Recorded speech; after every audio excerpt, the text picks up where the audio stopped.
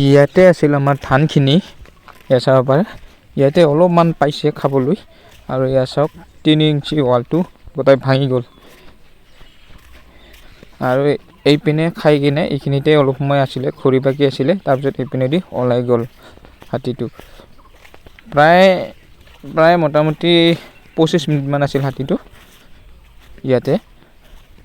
আমি মানে গম পোৱা নাছিলোঁ এনেকৈ যে ইমান ডাঙৰ এটা হাতী আহি পেলাই যে আমাৰ ঘৰৰ সন্মুখত থাকিব আৰু আমাৰ এইটো বাইকখন ইয়াতে আছিলে আমাৰ আৰু আমাৰ ভাইটিৰ বাইকখনো মানে সেইপিনে আছিলে সিপাৰে আছিলে ভয় লাগিছিল বহুতখিনি আৰু এইটো গোটেই ফাক মেলি গ'ল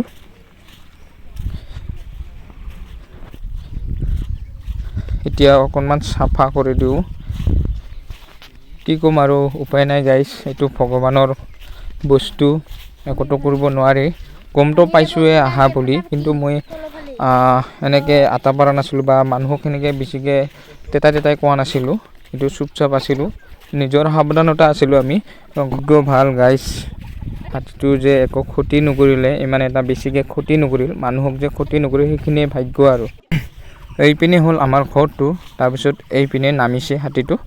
এই দামোলদি পাৰ হৈ পেলাই এই ৰাস্তাই গৈ এই ৰাইট চাইডে সোমাই একদম চিধাই গৈছে মানে ৰাস্তাই মানে হাতীটো খোজকাঢ়ি ফুৰেহে গম পাইছেনে আপোনালোকে যদি ৰাস্তাত আপোনালোকে খোজকাঢ়ে টচ মাৰি আহিব নহ'লে বিপদত পৰিব পাৰে কেতিয়াবা